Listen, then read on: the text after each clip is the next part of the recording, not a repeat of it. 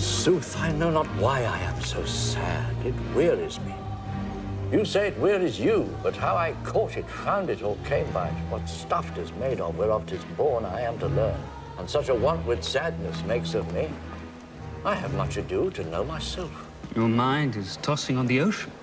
There were your argosies with portly sail, like signors and rich burghers on the flood, or as it were the pageants of the sea, do overpeer the petty traffickers that curtsy to them, do them reverence as they fly by them with their woven wings. But believe me, sir, had I such a venture forth, the better part of my affections would be with my hopes abroad. I thank my fortunes for it. My ventures are not in one bottom trusted, nor to one place. Nor is my whole estate upon the fortune of this present year. Therefore, my merchandise makes me not sad. Why then? You are in love. Oh, fine. Ha, fine. Not in love neither. Then let us say you are sad because you are not merry. And 'twas easy for you to laugh and leap and say you are merry because you are not sad. Celeria, welcome hither. Here comes Bassanio, your noble kinsman, Graziano and Lorenzo. Fare you well. We leave you now with better company. Tomorrow, my good lords. Good signors both, when shall we laugh? Say when. You grow exceeding strange, must it be so? We'll make our leisures to attend on yours. My Lord Bassanio, since you have found Antonio, we too will leave you. But at dinner time, I pray you have in mind where we must meet. I will not fail you. You look not well, Signor Antonio. You have too much respect upon the world. They lose it that do buy it with much care. I hold the world but as the world, Graziano, a stage where every man must play a part, and mine a sad one. Let me play the fool. With mirth and laughter let old wrinkles come, and let my liver rather heat with wine than my heart cool with mortifying groans. Why should a man whose blood is warm within sit like his grandsire, cut in alabaster, sleep when he wakes, and creep into the jaundice by being peevish? I tell thee what, Antonio, I love thee, and 'tis my love that speaks. There are a sort of men whose visages do cream and mantle like a standing pond, and do a wilful stillness entertain, with purpose to be dressed in an opinion of wisdom, gravity, profound conceit, as who should say, I am Sir Oracle, and when I ope my lips, let no dog bark. Oh, my Antonio, I do know of these, that therefore only are reputed wise for saying nothing, when I am very sure if they should speak would almost damn those ears which hearing them would call their brothers fools. I'll tell thee more of this another time, but fish not with this melancholy bait for this fool gudgeon, this opinion. Come, good Lorenzo, fare you well a while. I'll end my exhortation after dinner. Huh?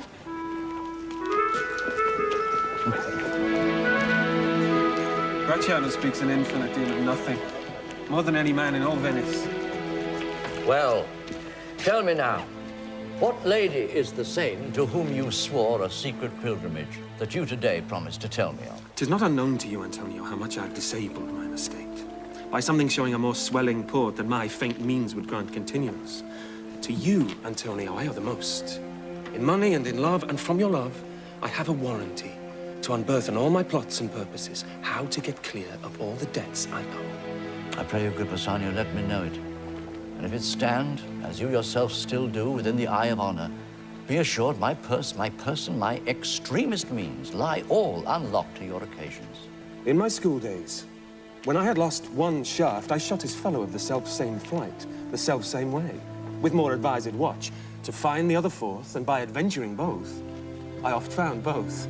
I owe you much, and like a willful youth, that which I owe is lost. But if you please, to shoot another arrow that self-way which you did shoot the first, I do not doubt as I will watch the aim, or to find both, or bring your latter hazard back again, and thankfully rest better for the first. You know me well, and herein spend but time to wind about my love with circumstance. And out of doubt you do me now more wrong in making question of my uttermost than if you had made waste of all I have. Then do but say to me what I should do, that in your knowledge may by me be done, and I am pressed unto it. Therefore speak. In Belmont is a lady richly left, and she is fair, and fairer than that word of wondrous virtues. Sometimes from her eyes I did receive fair, speechless messages. Her name is Portia. Nothing undervalued to Cato's daughter, Brutus Portia. Nor is the wide world ignorant of her worth, for the four winds blow in from every coast renowned its suitors come in quest of her.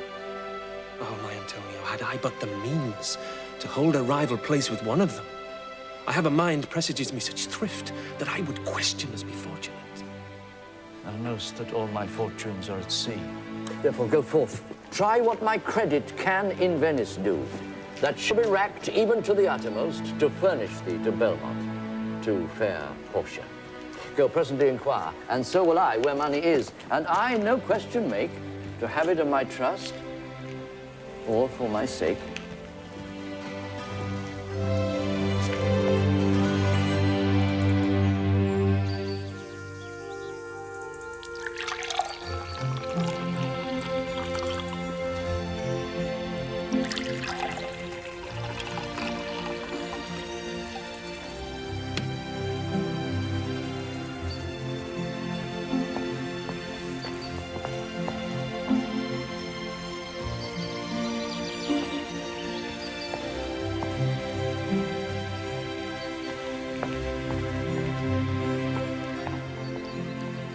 By my troth, Nerissa, my little body is aweary of this great world.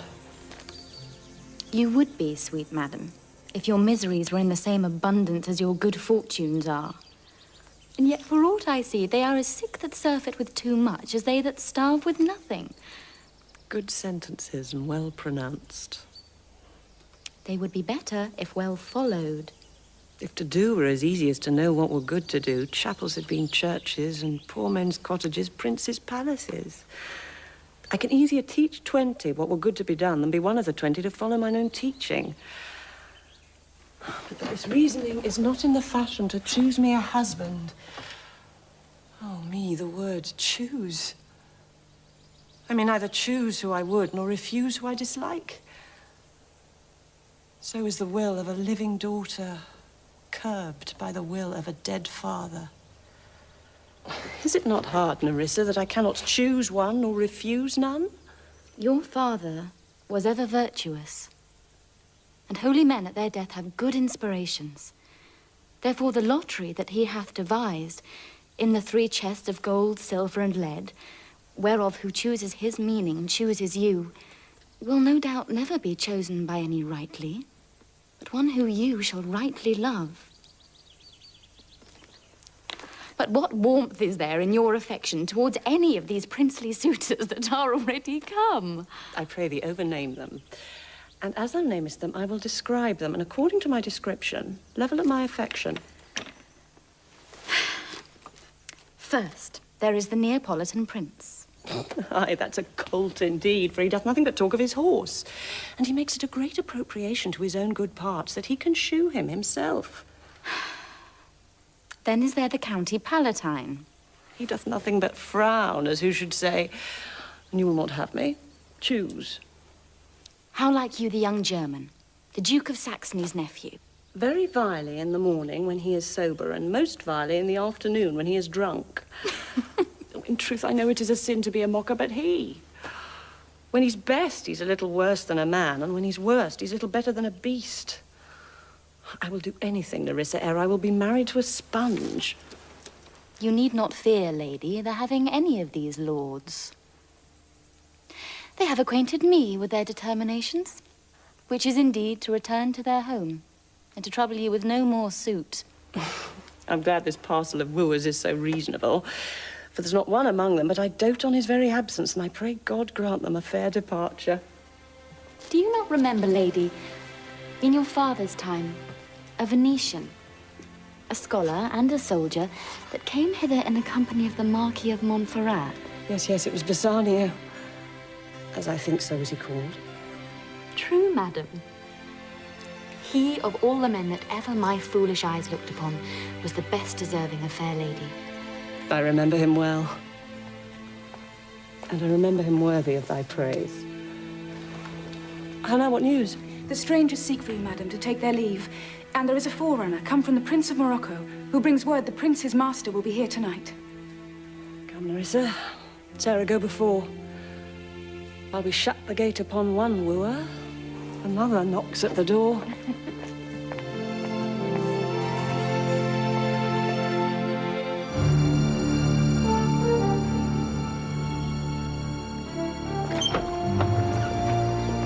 $3,000 well? I say for 3 months. For 3 months, well? For the which, as I told you, Antonio shall be bound. Antonio shall become bound. Well. May you stead me? Will you pleasure me, shall I? Your answer? 3,000 ducats for 3 months and Antonio bound. Your answer to that?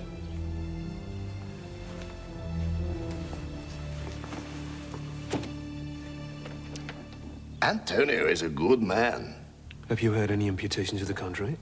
Oh, no. My meaning in saying he's a good man is to have you understand me that he is sufficient. Yet his means are in supposition. He hath an argosy bound to Tripolis, another to the Indies, and other ventures he hath squandered abroad. But ships are but boards, sailors but men. And then there is the peril of waters, winds, and rocks. The man is notwithstanding sufficient. 3,000 ducats. I think I may take his bond. Be assured you may. I will be assured I may. And that I may be assured, I will bethink me.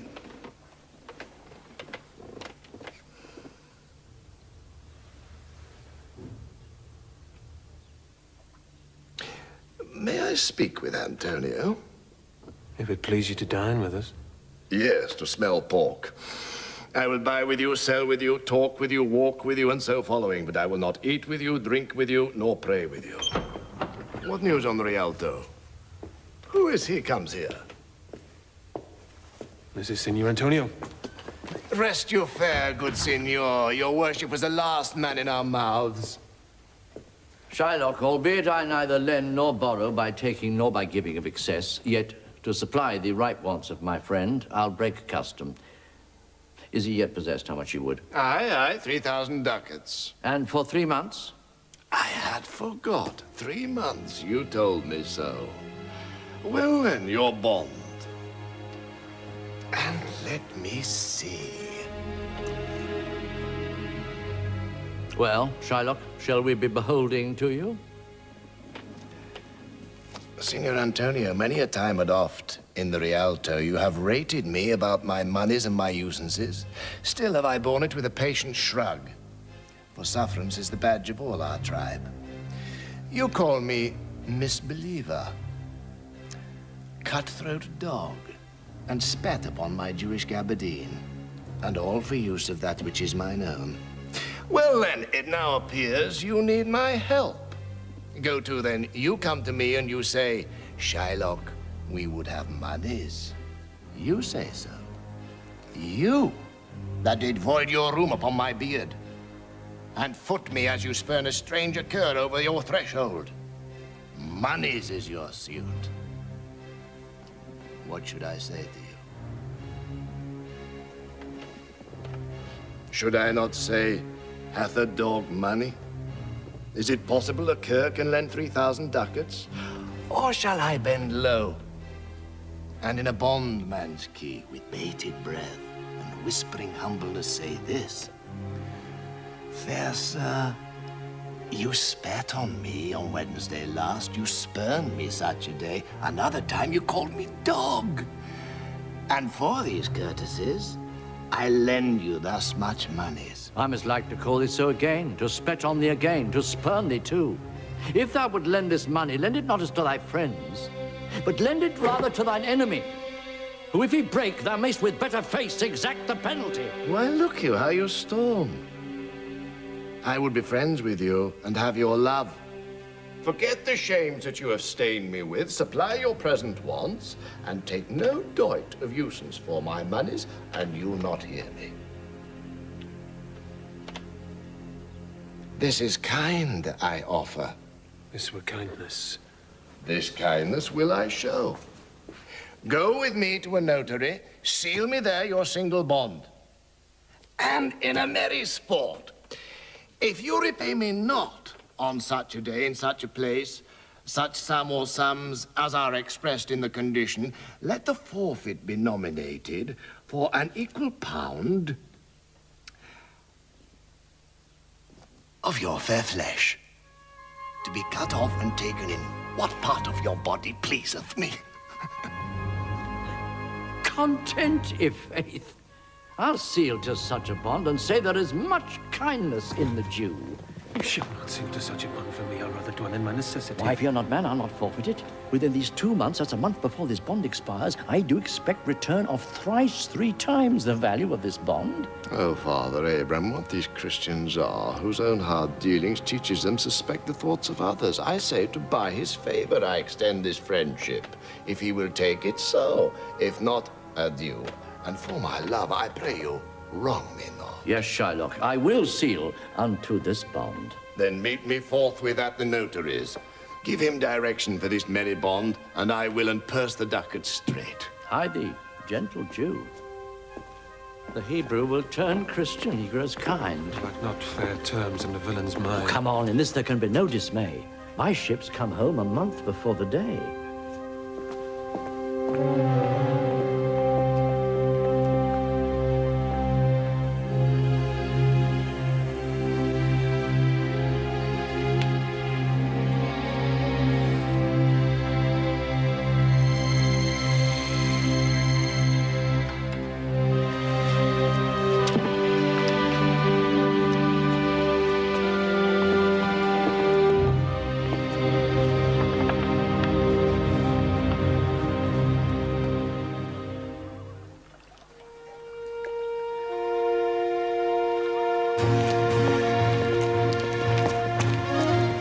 Signor Bassanio. Gratiano? I have suit to you.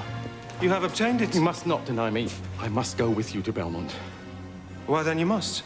But hear thee, Gratiano, thou art too wild, too rude and bold of voice.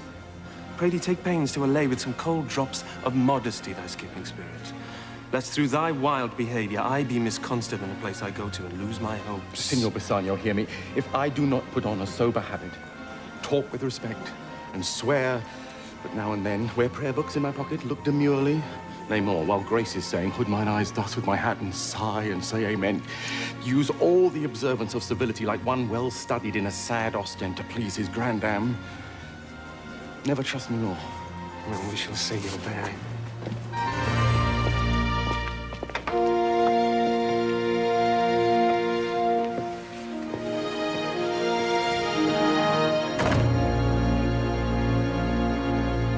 Mislike me not for my complexion, the shadowed livery of the burnished sun, to whom I am a neighbor and near bred. Bring me the fairest creature northward born, where Phoebus' fire scarce thaws the icicles, and let us make incision for your love, to prove whose blood is reddest, his or mine. In terms of choice, I am not solely led by nice direction of a maiden's eyes.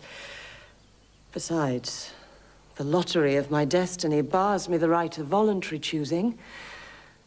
But if my father had not scanted me, and hedged me by his wit to yield myself his wife, who wins me by that means I told you, yourself, renowned prince, then stood as fair as any comer I have looked on yet for my affection. Even for that, I thank you.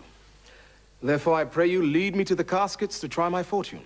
You must take your chance, and either not attempt to choose at all, or swear before you choose, if you choose wrong, never to speak to lady afterward in way of marriage.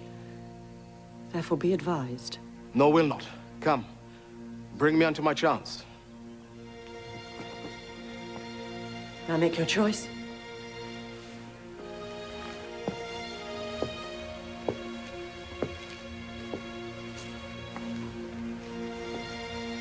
How shall I know if I do choose the right? One of them contains my picture, Prince. If you choose that, then I'm yours withal. Some god direct my judgment. Let me see. What says this leaden casket? Who chooseth me must give and hazard all he hath. Must give. For what? For lead? Hazard for lead? This casket threatens. What says the silver with her virgin hue? Who chooseth me shall get as much as he deserves. As much as he deserves. Pause there, Morocco, and weigh thy value with an even hand. If thou beest rated by thy estimation, thou dost deserve enough, and yet enough may not extend as far as to the lady. What if I stray no further but choose here? Let's see once more this saying graved in gold. Who chooseth me shall gain what many men desire. Why, that's the lady. All the world desires her. From the four corners of the earth, they come to kiss this shrine, this mortal breathing saint. Deliver me the key, here do I choose, and thrive I as I may. There, take it, Prince. And if my form lie there, then I am yours.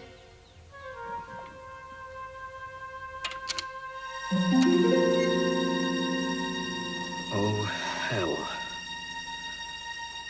What have we here? A carrion death, within whose empty eye there is a written scroll. I'll read the writing. All that glisters is not gold. Often have you heard that told. Many a man his life hath sold, but my outside to behold. Gilded tombs do worms enfold. Had you been as wise as bold, young in limbs, in judgment old, your answer had not been inscrolled. Fare you well, your suit is cold. Cold indeed and labor lost. Then farewell heat and welcome frost. Portia, adieu. I have too grieved a heart to take a tedious leave. Thus losers part.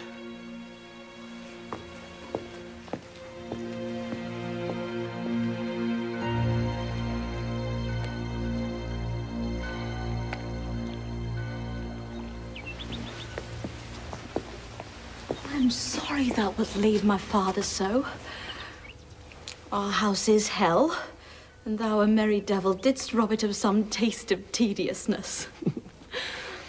But fare thee well. There is a duck up for thee. And, Lancelot, soon at supper shalt thou see Lorenzo, who is thy new master's guest. Give him this letter. Do it secretly. And so farewell. I would not have my father see me and talk with thee. Adieu. Tears exhibit me tongue, most beautiful pagan, most sweet Jew. If a Christian do not play the knave and get thee, I am much deceived. But adieu. These foolish drops do something drown me manly spirit. Adieu. Farewell, good Lancelot.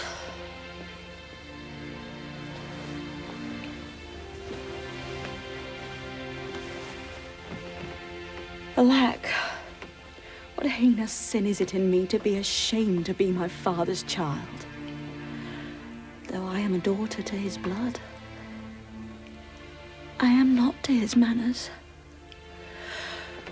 Oh, Lorenzo, if thou keep promise, I shall end this strife, become a Christian, and thy loving wife.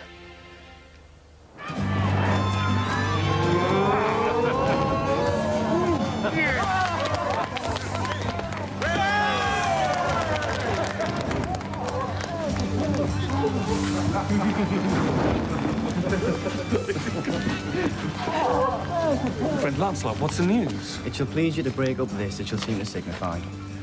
Another hand. In faith, 'tis a fair hand. And whiter than the paper it writ on is the fair hand that writ. Love news, in faith. By your leave, sir. With the ghost, though?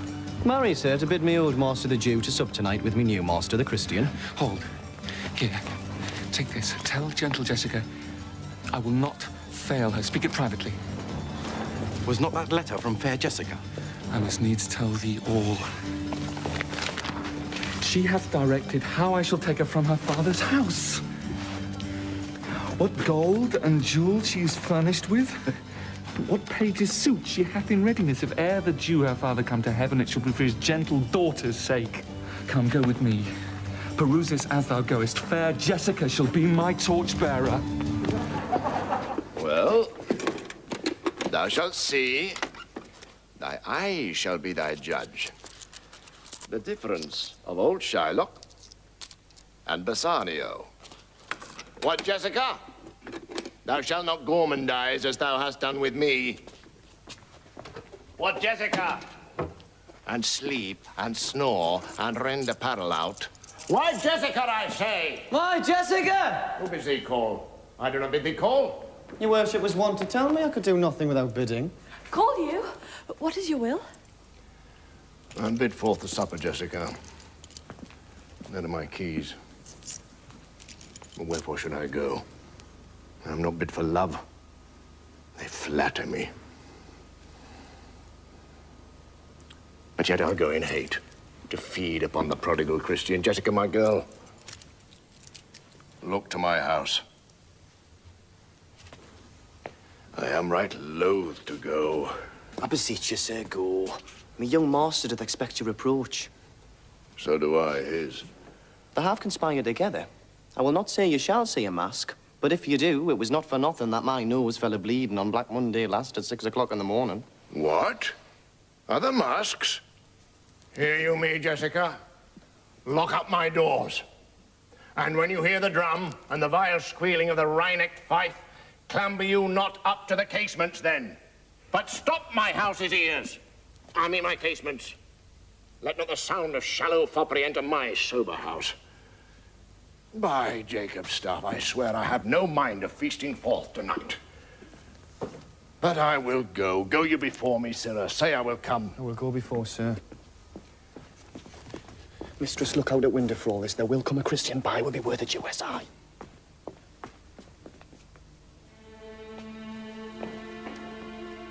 What says that fool of Hagar's offspring? Huh? His words were farewell, mistress. Nothing else.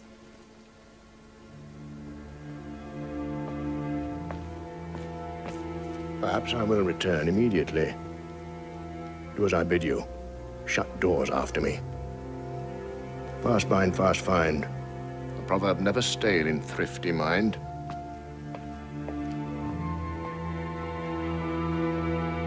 Farewell. And if my fortune be not crossed,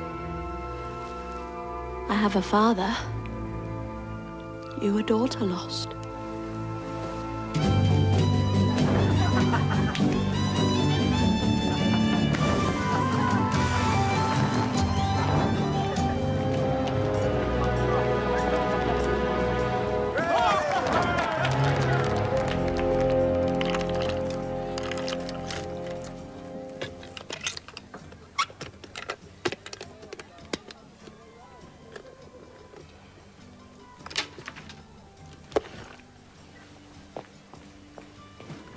Who are you?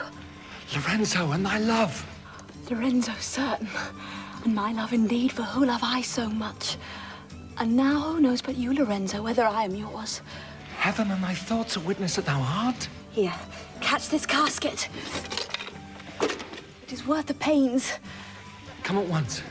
For the close night doth play the runaway, and we are stayed for Bassanio's feast. I will make fast the doors and gild myself with some more ducats and be with you straight.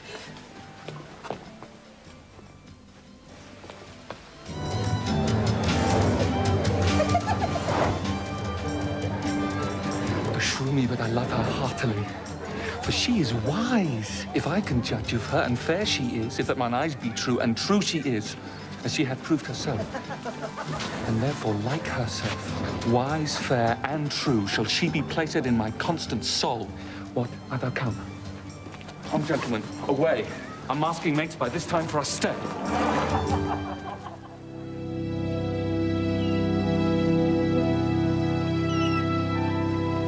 Why, man, I saw Bassanio under sail. With him is Gratiana gone along, and in their ship I am sure Lorenzo is not. The villain Jew with outcry raised the Duke who went with him to search Bassanio's ship. He came too late. The ship was under sail.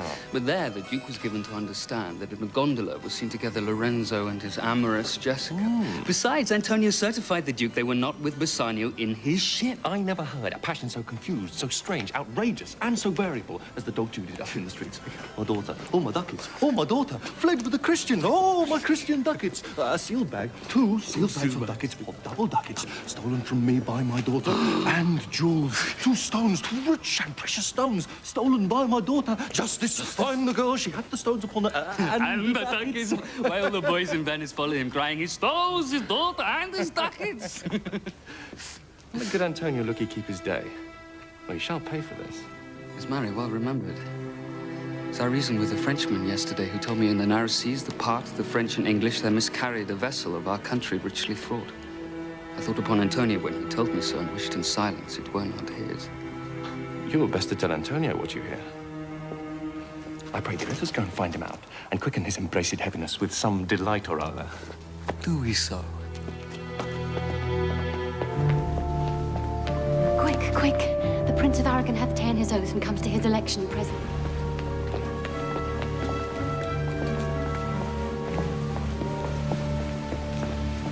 Behold, there stand the caskets, noble prince. If you choose that wherein I am contained, straight shall our nuptial rites be solemnized. But if you fail without more speech, my lord, you must be gone from hence immediately. And so have I addressed me. Fortune now to my heart's hope. Gold, silver, and base lead. Who chooseth me must give and hazard all he hath. And you shall look fairer ere I give or hazard. What says the golden chest? Oh, let me see. Who chooseth me shall gain what many men desire. I will not choose what many men desire, because I will not jump with common spirits and rank me with the barbarous multitudes. Why then to thee, thou silver treasure house? Who chooseth me shall get as much as he deserves. Well said, too. I will assume desert. Give me a key for this, and instantly unlock my fortunes here.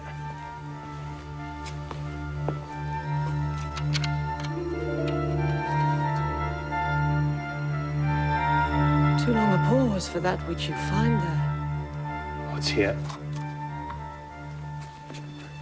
The portrait of a blinking idiot, presenting me a schedule. Some there be that shadows kiss, such have but a shadow's bliss. There be fools alive, I wis, silvered o'er, and so is this. Take what wife you will to bed, I will ever be your head. So be gone, you are sped. Still more fool I will appear, by the time I linger here. Sweet adieu. I'll keep my oath, patiently to bear my wrath. Thus hath the candle singed the moth. Oh, these deliberate fools. When they do choose, they have the wisdom by their wit to lose.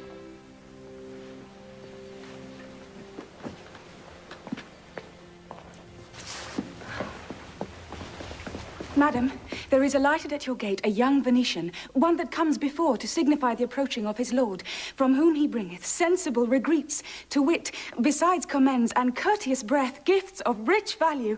Yet I have not seen so likely an ambassador of love. No more, I pray thee. I am half afeard thou'lt say anon he is some kin to thee, thou spend such high-day wit in praising him. Come, come, Nerissa. For I long to see quick Cupid's post that comes so mannerly. Asani, O Lord Love, if thy will it be.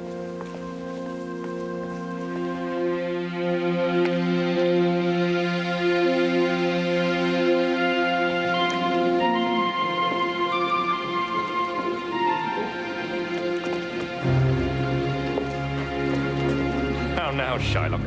What news among the merchants? You knew. None so well as you of my daughter's flight. She is damned for it. Well, that's certain if the devil may be her judge. My own flesh and blood to rebel. There is more difference between thy flesh and hers than between jet and ivory. But tell us, do you hear whether Antonio have had any loss at sea or no? There I have another bad match. A bankrupt, a prodigal who dare scarce show his head on the Rialto. A beggar who was used to come so smug upon the mart. Let him look to his bond. Well, I'm sure if he forfeit, that will not take his flesh. What's that good for? To bait fish withal. If it will feed nothing else, it will feed my revenge. He had disgraced me and hindered me 500,000. Laughed at my losses, mocked at my gains, scorned my nation, thwarted my bargains, cooled my friends, heated mine enemies. And what's his reason? I am a Jew. Are there Jew eyes? Are there Jew hands? Organs, dimensions, senses, affections, passions?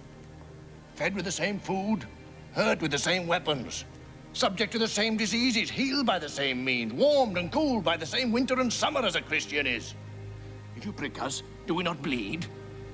If you tickle us, do we not laugh? If you poison us, do we not die?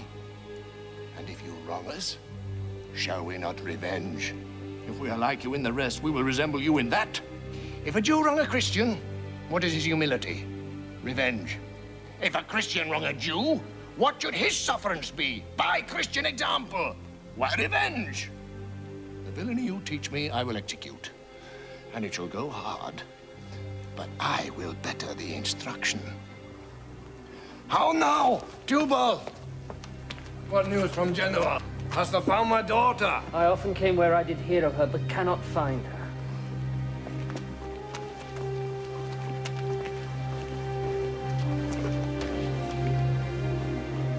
The curse never fell upon our nation till now.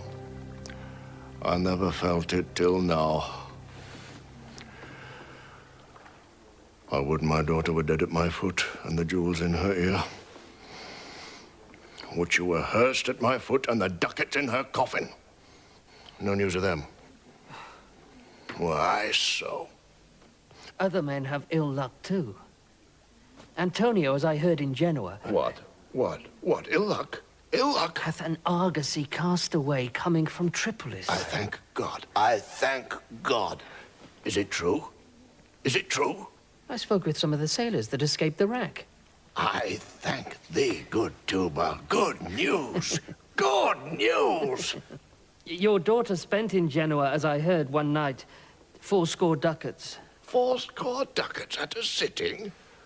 80 ducats? There came divers of Antonio's creditors in my company to Venice that swear he cannot choose but break. I'm very glad of it. I'll plague him. I'll torture him. I'm glad of it.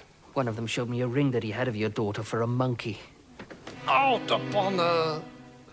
Thou torturest me, Tubal. It was my turquoise. I had it of Lear when I was a bachelor. I would not have given it for a wilderness of monkeys. But Antonio is certainly undone. Nay, that's true. That's very true.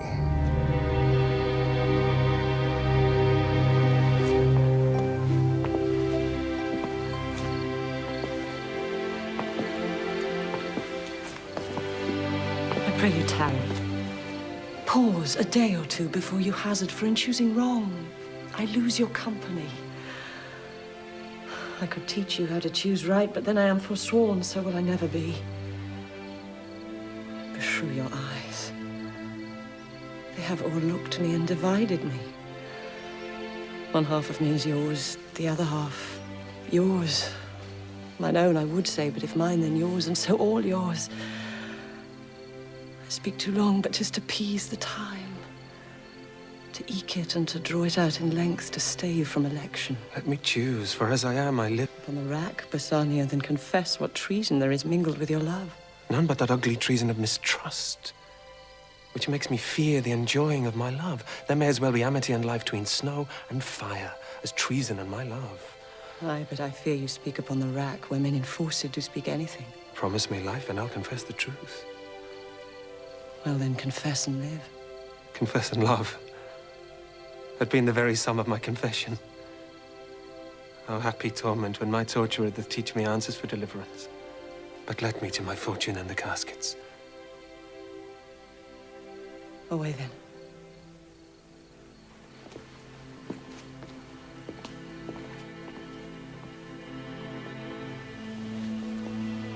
I am locked in one of them. If you do love me, you will find me out. Live thou, I live. With much, much more dismay, I view the fight than thou that makes the fray. So may the outward shows be least themselves. The world is still deceived with ornament. Thus ornament is but the guiled shore to a most dangerous sea. The beauteous scarf veiling an Indian beauty.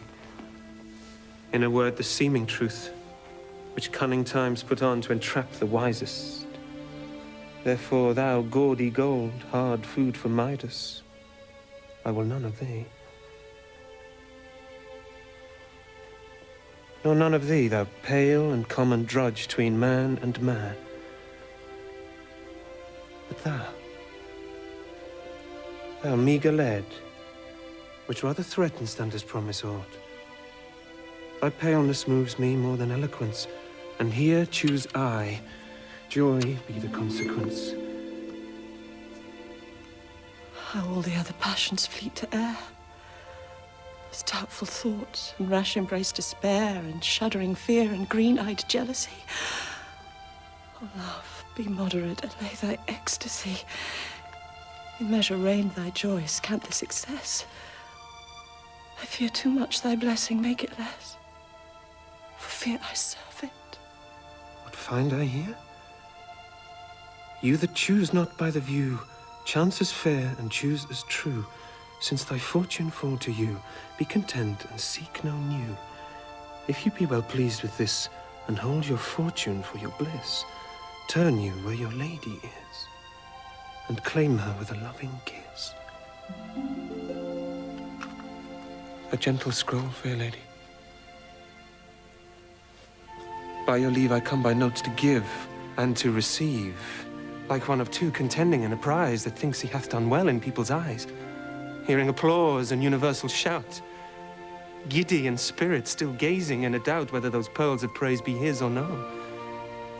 So thrice, fair lady, stand I, even so, as doubtful whether what I see be true, until confirmed, signed, ratified by you. You see me, Lord Bassanio, where I stand, such as I am. Myself and what is mine to you and yours is now converted. But now I was the lord of this fair mansion, master of my servants, queen, or myself. And even now, but now, this house, these servants, and this same myself are yours, my lords. I give them with this ring, which when you part from, lose, or give away, let it presage the ruin of your love and be my vantage to exclaim on you. You have bereft me of all words. Only my blood speaks to you in my veins. And there is such confusion in my powers as after some oration fairly spoke by a beloved prince that doth appear among the buzzing pleased multitude, where every something being blent together turns to a wild of nothing, save of joy expressed but not expressed. But when this ring parts from this finger, then parts life from hence, I'll then be bold to say Bassanio's dead.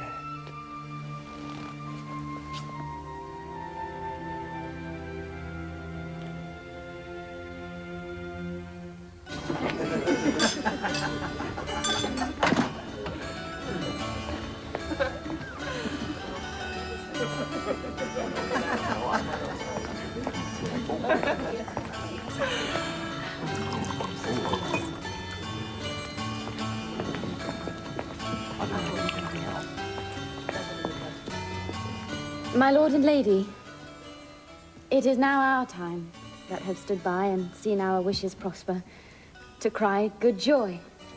Good joy, my lord and lady. My lord and lady. My lord Bassanio, and my gentle lady, I wish you all the joy that you can wish, for I'm sure you can wish none from me. And when your honors mean to solemnize the bargain of your faith, I do beseech you, even at that time, I may be married too. With all my heart, so thou canst get a wife. I thank your lordship. You have got me one. My eyes, my lord, can look as swift as yours. You saw the mistress. I beheld the maid. You loved. I loved. For intermission, no more pertains to me, my lord, than you. Your fortune stood upon the caskets there, and so did mine too, as the matter falls. With oaths of love, at last, if promise last, I got a promise of this fair one here to have her love, provided that your fortune achieved her mistress. Is this true, Nerissa? Madam, it is. So you stand pleased with all. And do you, Gratiano, mean good faith? Yes, faith, my lord. Our feast shall be much honored in your marriage. But who comes here? Lorenzo and his infidel. What? And my old Venetian friend, Salerio. Lorenzo and Salerio, welcome hither. Thank you, Ronette. For my part, my lord, my purpose was not to have seen you here. But meeting with Salerio on the way, he did entreat me, past all saying nay, to come with him along. I did, my lord, and have reason for it. Signor Antonio commends him to you. Ere I ope his letter, I pray you tell me how my good friend doth. Not sick, my lord, unless it be in mind, nor well, unless in mind. His letter there will show you his estate. Nerissa, cheer yon stranger, bid her welcome. Your hand, Salerio. What's the news from Venice? How doth that royal merchant, good Antonio? I know he will be glad of our success. We are the Jasons. We have won the fleece. I would you had won the fleece that he hath lost. There are some shrewd contents in yon same paper that steals the colour from Bassanio's cheek. Some dear friend dead, else nothing in the world could turn so much the constitution of any constant man. What, worse and worse? With leave, Bassanio, I am half yourself, and I must freely have the half of anything that this same paper brings you. Gentle lady, when I did first impart my love to you, I freely told you all the wealth I had ran in my veins. And yet, dear lady, rating myself at nothing, you shall see how much I was a braggart. Indeed, I have engaged myself to a dear friend. Engaged my friend to his mere enemy. To feed my means. Here is a letter, lady. The paper is the body of my friend, and every word in it a gaping wound issuing life blood. But is it true, Salerio? Hath all his ventures failed? What, not one hit? Not one, my lord. Besides, it should appear that if he had the present money to discharge the Jew, he would not take it. He plies the Duke at morning and at night, and doth impeach the freedom of the state if they deny him justice. 20 merchants, the Duke himself, and the magnificos of greatest port have all persuaded with him, but none can drive him from the envious plea of forfeiture of justice and his bond. What sum owes he the Jew? For me, 3,000 ducats. What, no more? Pay him 6,000 and deface the bond. Double 6,000 and then treble that before a friend of this description shall lose a hair through Bassanio's fault. First, go with me to church and call me wife, and then away to Venice to your friend, for never shall you lie by Portia's side with an unquiet soul. You shall have gold to pay the petty debt 20 times over. Come away, for you shall hence upon your wedding day. Bid your friends welcome, show a merry cheer. Since you are dear board, I will love you, dear. Since I have your good leave to go away, I will make haste. But till I come again, no bed shall e'er be guilty of my stay, no rest be interposer twixt us twain.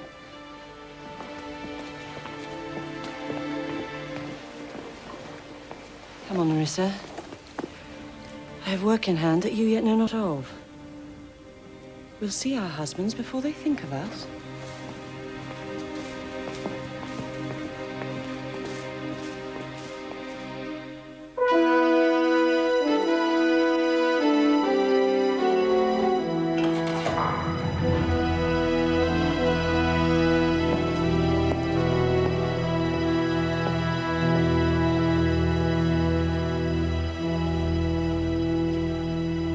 Antonio, I am sorry for thee.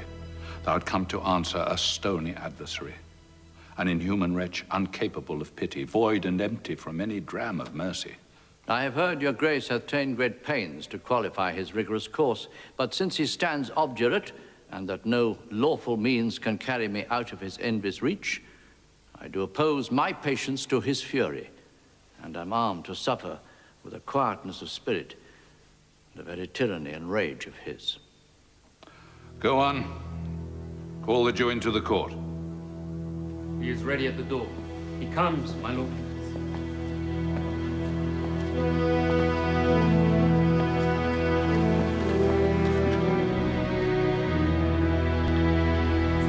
Shylock, the world thinks, and I think so too, that thou but leadst this fashion of thy malice to the last hour of act, and then 'tis thought thou'lt show thy mercy and remorse more strange than is thy strange apparent cruelty. And where thou now exacts the penalty, which is a pound of this poor merchant's flesh, thou wilt not only loose the forfeiture, but touched with human gentleness and love, forgive a moiety of the principal. Now we all expect a gentle answer due. I have possessed your grace of what I purpose, and by our holy Sabbath have I sworn to have the due and forfeit of my bond. If you deny it, let the danger light upon your charter and your city's freedom. How shalt thou hope for mercy, rendering none? What judgment shall I dread doing no wrong? You have among you many a purchased slave, which, like your asses and your dogs and mules, you use in abject and in slavish parts, because you bought them. Shall I say to you, let them be free? Marry them to your heirs? Why sweat they under burthens? Let their beds be made as soft as yours, and let their pallets be seasoned with such viands. You will answer, the slaves are ours. So do I answer you. The pound of flesh which I demand of him is dearly bought. 'Tis mine, and I will have it. If you deny me, fie upon your laws. There is no force in the decrees of Venice. I stand for judgment. Answer.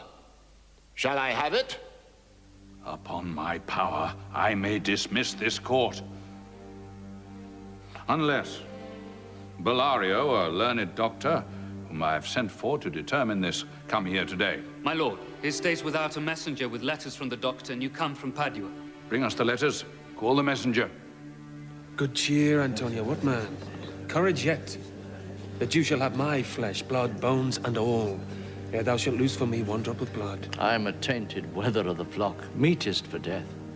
The weakest kind of fruit drops earliest to the ground, and so let me. You cannot better be employed, Bassanio, than to live still and write mine epitaph.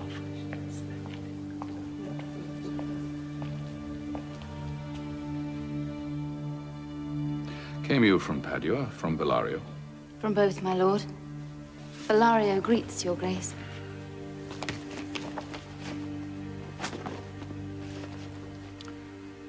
Your grace shall understand that at the receipt of your letter, I am very sick.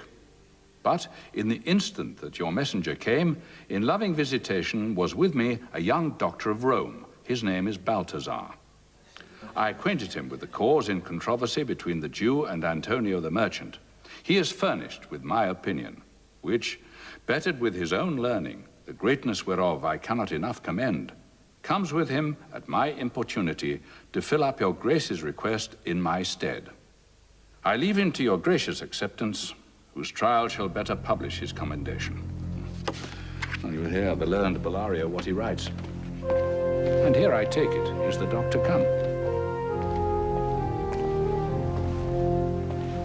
You're welcome. Take your place. Are you acquainted with the difference that holds this present question in the court? I am informed thoroughly of the cause.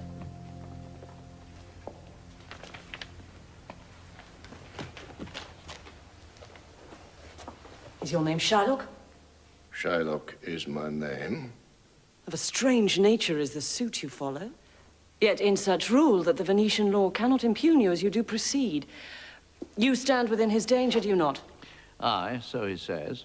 Do you confess the bond? I do.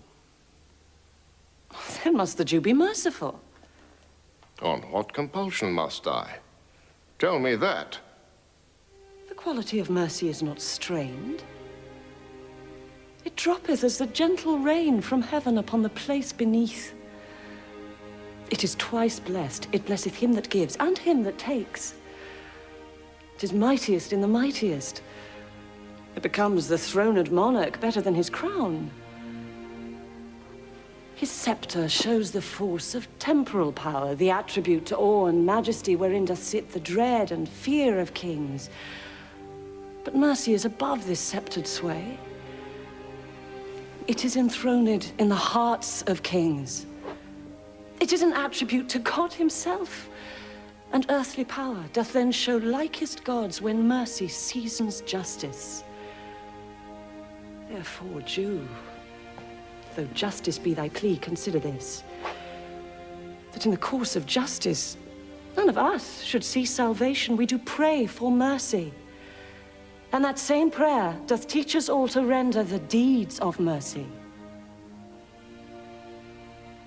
I have spoke thus much to mitigate the justice of thy plea, which if thou follow, this strict court of Venice must needs give sentence against the merchant there. My deeds upon my head. I crave the law, the penalty and forfeit of my bond. Is he not able to discharge the money? Yes, here I tender it for him in the court, yea, twice the sum. If that will not suffice, I will be bound to pay it 10 times o'er on forfeit of my hands, my head, my heart. If this will not suffice, it must appear that malice bears down truth. And I beseech you, rest once the law to your authority.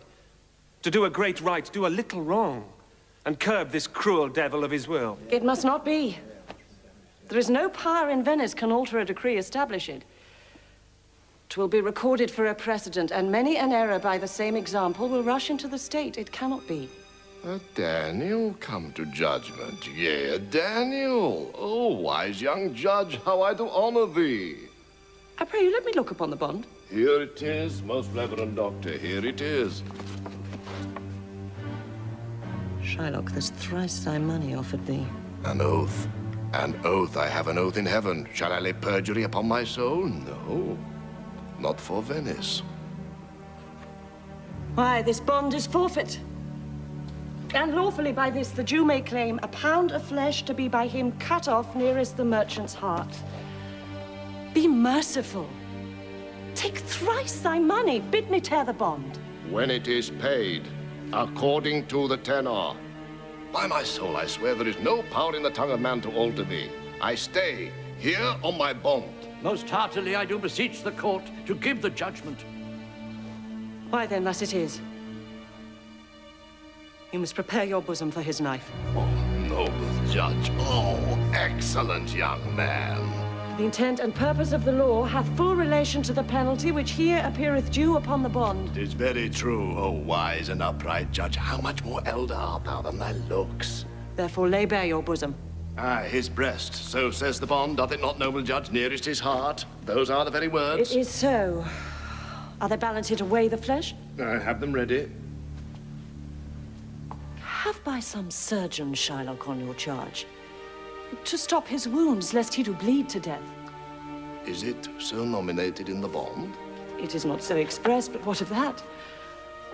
'Twere good you do so much for charity. I cannot find it. 'Tis not in the bond.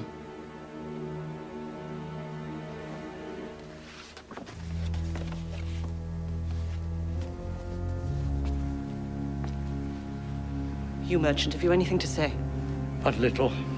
I am armed and well prepared. Give me your hand, Sonia. Fare you well. Grieve not that I am formed to this for you.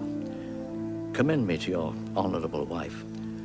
Tell her the process of Antonio's end. Say how I loved you. Speak me fair in death.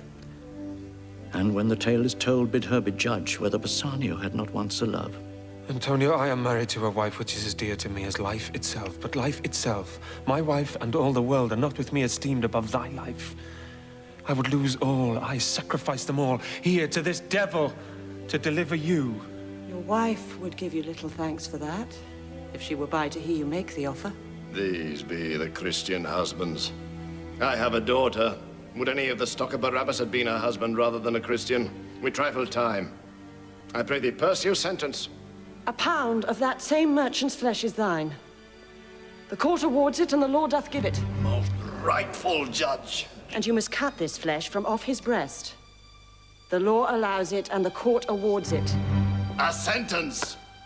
Come. Prepare.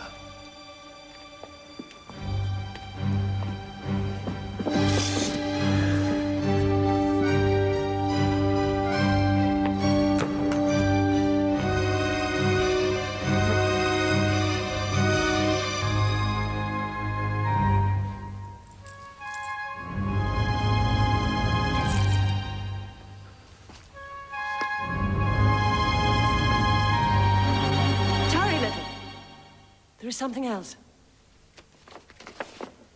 This bond doth give thee here no jot of blood. Well, the words expressly are, a pound of flesh. Take then thy bond.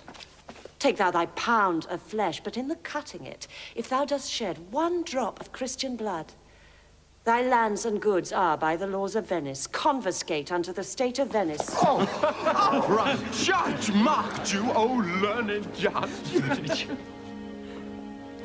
Is that the law? Thyself shalt see the act. For as thou urgest justice, be assured, thou shalt have justice, more than thou desirest. Oh, learned judge, mark Jew, a learned judge. I take this offer, then. Pay the bond thrice, and let the Christian go. Here's the money. Soft! The Jew shall have all justice, soft, no haste. He shall have nothing but the penalty. Oh, Jew, an upright judge, a learned judge, eh? Therefore prepare thee to cut off the flesh. Shed thou no blood, nor cut thou less no more, but just a pound of flesh.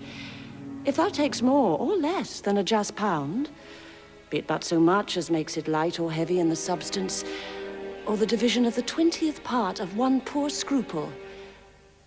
Nay, if the scale do turn but in the estimation of a hair, thou diest, and all thy goods are confiscate. Oh, second, Daniel, Jew. Now, infidel, I have you on the hips. Why doth the Jew pause? Take thy forfeiture. Give me my principal, and let me go. I have it ready for thee. Here it is. He hath refused it in the open court. He shall have merely justice and his bond. Oh, Daniel, still say I second Daniel. I thank thee, Jew, for teaching me that word. Shall I not have barely my principal? Thou shalt have nothing but the forfeiture to be so taken at thy peril, Jew. Why, then the devil give him good of it. I'll stay no longer questioned. Tarry, Jew. The law hath yet another hold on you.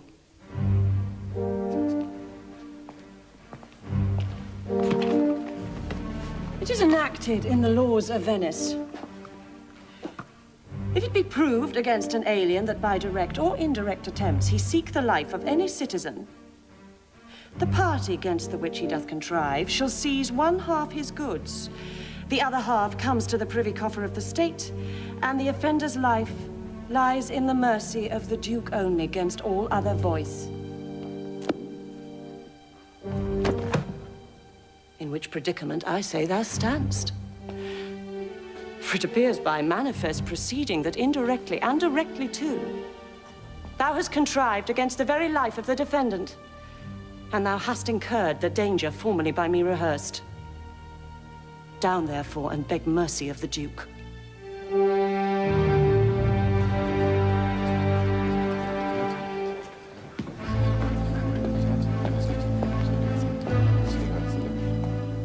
That thou shalt see the difference of our spirit.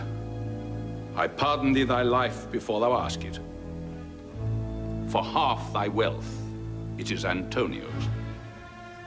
The other half comes to the general state, which humbleness may drive unto a fine. Aye, for the state, not for Antonio. Nay, take my life and all, pardon not that. You take my house when you do take the prop that does sustain my house. You take my life when you do take the means whereby I live. What mercy can you render him, Antonio? So please my lord the Duke and all the court to quit the fine for one half his goods, I am content. So he will let me have the other half in use to render it upon his death unto the gentleman that lately stole his daughter. 2 things provided more.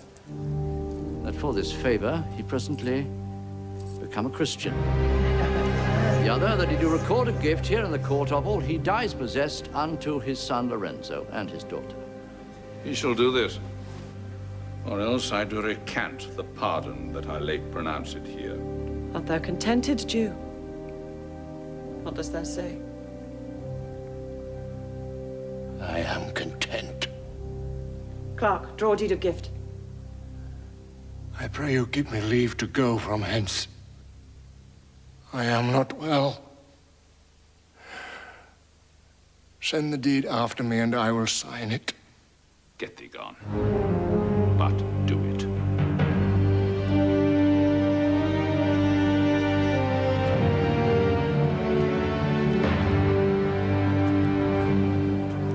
Sir, I entreat you home with me to dinner. I humbly do desire your grace of pardon. I must away this night toward Padua, and it is meet I presently set forth. I'm sorry that your leisure serves you not. Antonio, gratify this gentleman, for in my mind, you are much bound to him. Most worthy gentlemen, I and my friend have by your wisdom been this day acquitted of grievous penalties, in lieu whereof 3,000 ducats due unto the Jew we freely cope your courteous pains withal. And stand indebted over and above, in love and service to you evermore. He is well paid that is well satisfied, and I, delivering you, am satisfied, and therein do account myself well paid. My mind was never yet more mercenary. I pray you, know me when we meet again. I wish you well, and so I take my leave. But, sir, of course, I must attempt you further. Take some remembrance of us as a tribute, not as a fee. Grant me two things, I pray you, not to deny me, and to pardon me. You press me far, and therefore I will yield. Give me your gloves. I'll wear them for your sake. And for your love, I'll take this ring from you. Do not draw back your hand, I'll take no more. And you in love shall not deny me this. Good sir, alas, this ring, it is a trifle. I will not shame myself to give you this. I will have nothing else but only this. And now methinks I have a mind to it. Well, this more depends on this than on the value. The dearest ring in Venice will I give you, and find it out by proclamation. Only for this, I pray you pardon me. I see, sir, you are liberal in offers.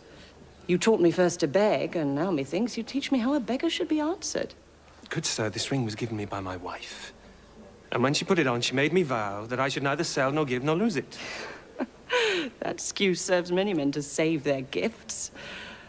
And if your wife be not a mad woman, I know how well I have deserved this ring. She would not hold out enemy forever for giving it to me. Well, peace be with you. My Lord Bassanio, let him have the ring. Let his deserving and my love withal be valued against your wife's commandment. Go, Gratiano. Run and overtake him. Give him the ring and bring him, if thou canst, to Antonio's house. Away, make haste.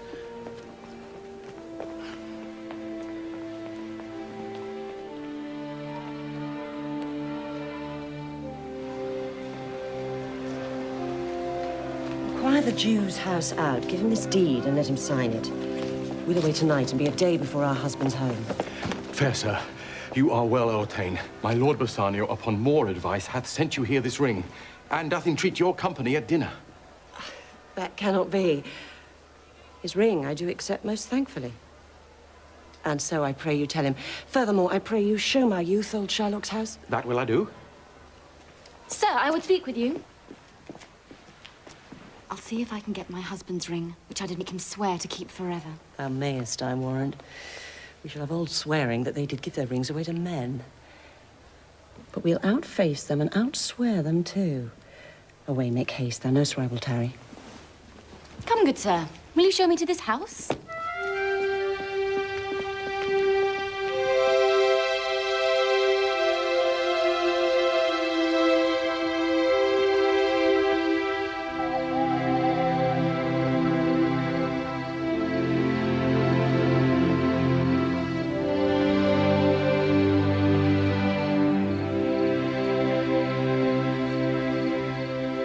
Shines bright in such a night as this, when the sweet wind did gently kiss the trees and they did make no noise. In such a night, Troilus, methinks, mounted the Trojan walls and sighed his soul toward the Grecian tents where Cressid lay that night. In such a night, did Thisbe fearfully o'er trip the dew, and saw the lion's shadow ere himself, and ran dismayed away. In such a night stood Dido, with a willow in her hand, upon the wild sea banks, and waft her love to come again to Carthage. In such a night, Medea gathered the enchanted herbs that did renew all day song. In such a night did Jessica steal from the wealthy Jew, and with an unthrift love did run from Venice as far as Belmont. In such a night, did young Lorenzo swear he loved her well, stealing her soul with many vows of faith, and ne'er a true one? In such a night did pretty Jessica, like a little shrew, slander her love. And he forgave it her.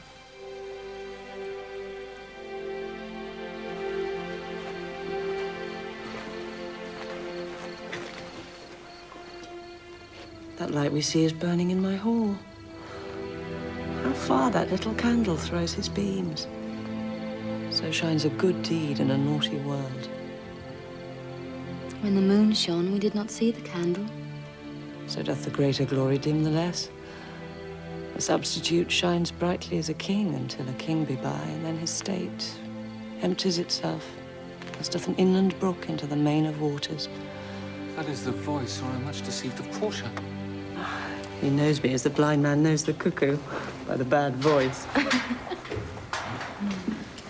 Dear lady, welcome home. We have been praying for our husband's welfare, which speed we hope the better for our words. Are they returned? Madam, they are not yet.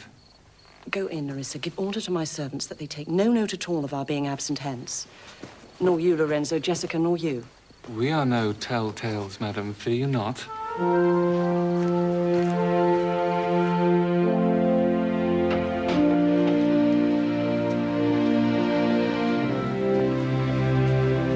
Welcome home, my lord. Thank you, madam. Give welcome to my friend. This is the man. This is Antonio, to whom I am so infinitely bound. You should in all sense be much bound to him. For as I hear, he was much bound for you. No more than I am well acquitted of. Sir, you're very welcome to our house. Must appear in other ways than words, therefore I scant this breathing courtesy. By yonder moon, I swear you do me wrong. In faith, I gave it to the judge's clerk. Would he were Gelt that had it for my part, since you do take it, love, so much at heart? A quarrel, ho, already? What's the matter? About a hoop of gold, a paltry ring that she did give me, whose posy was, for all the world, like cutler's poetry upon a knife. Love me and leave me not. What talk you of the posy or the value? You swore to me when I did give it you that you would wear it till your hour of death, and that it should lie with you in your grave. Gave it a judge's clerk.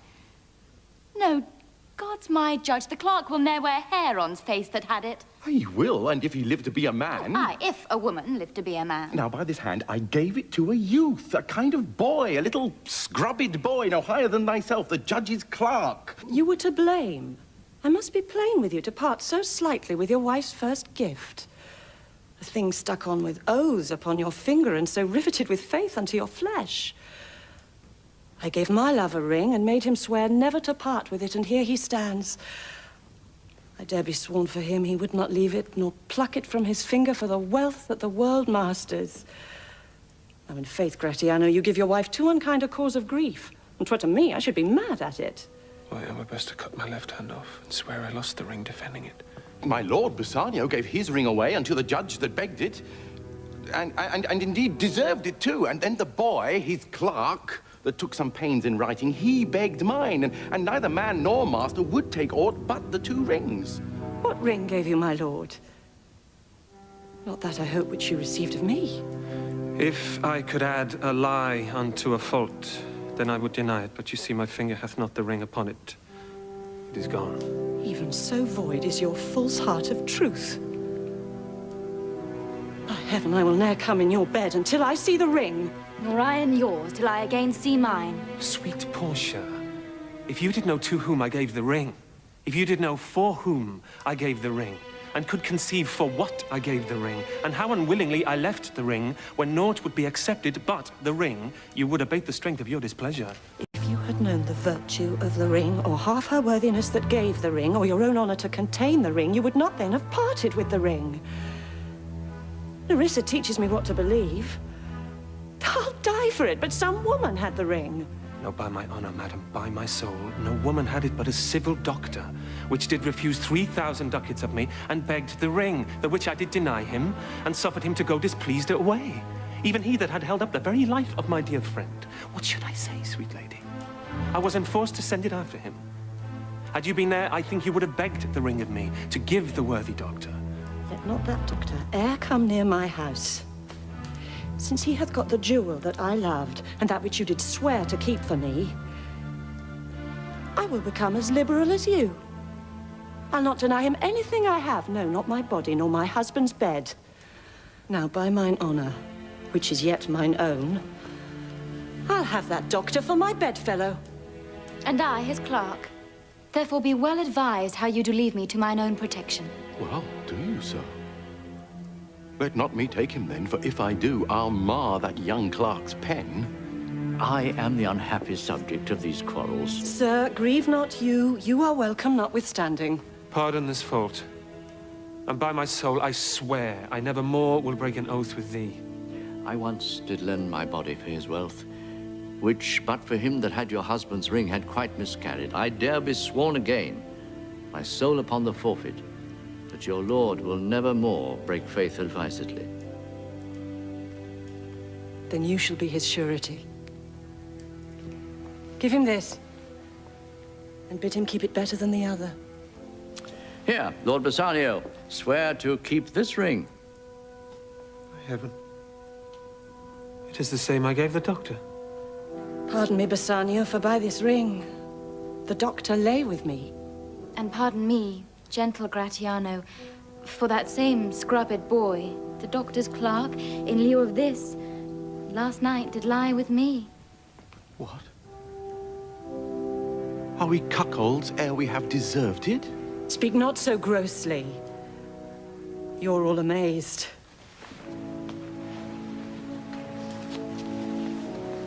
Here is a letter. Read it at your leisure. It comes from Padua, from Bellario. There you shall find that Portia was the doctor. Nerissa here, her clerk. Well, Lorenzo there shall witness I set forth as soon as you, and even but now returned. Antonio, you are welcome. And I have better news in store for you than you expect. Unseal this letter soon. There you shall find 3 of your argosies are richly come to harbour suddenly. I am done. Were you the doctor? And I knew you not. Were you the clerk that is to make me cuckold? Aye, but the clerk that never means to do it, unless he live until he be a man. You shall be my bedfellow. When I am absent, then lie with my wife. Sweet lady, you have given me life and living. For here I read for certain that my ships are safely come to road. How now, Lorenzo? My clerk hath some good comforts too for you. Aye, and I'll give them him without a fee. There do I give to you and Jessica, from the rich Jew, a special deed of gift, after his death, of all he dies possessed of. Fair ladies, you drop manna in the way of starved people. It is almost morning. And yet I'm sure you are not satisfied of these events at full. Let us go in and charge us there upon interrogatories, and we will answer all things faithfully. Let it be so. Well, while I live, I'll fear no other thing so sore as keeping safe Nerissa's ring.